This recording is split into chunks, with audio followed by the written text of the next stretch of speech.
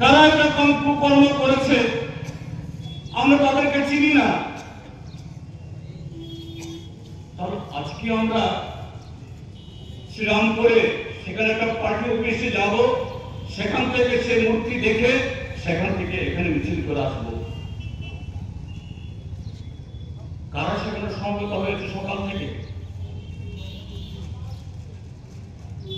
গত 11 তারিখ মধ্যরাতে যখন এই মূর্তি ভাঙা হলো, পরদিন সাইকেলে মোটর সাইকেলে কিছু লোক কারা বিজয় উৎসব করলো? তারা কারা? 2018 পর সে মূর্তি ভাঙার পর কারা সেখানে? শুধু শ্রীরামপুর কেন, সারা ত্রিপুরাকে সহ এই কৈলাস শহরে শক্তির আস্ফালন দেখালো। কারা? হ্যাঁ,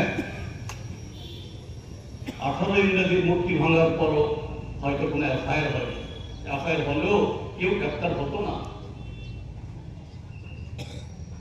2018 ইংরেজির পর ত্রিপুরাজ্যের মধ্যে ভারতীয় সংবিধান অচল।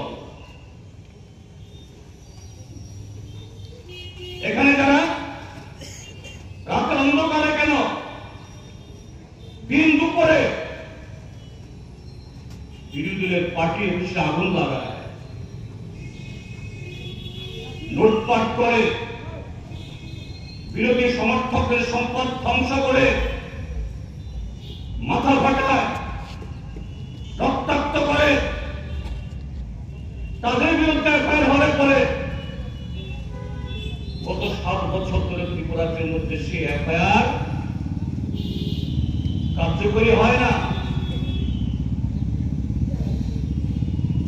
হয়তো গত 11 তারিখ মধ্যরাতে এই বেদি দখল করে এখানে ভগবান রামচন্দ্রের মূর্তি বসানোর পরও হয়তো কোনো এফআইআর হয়নি।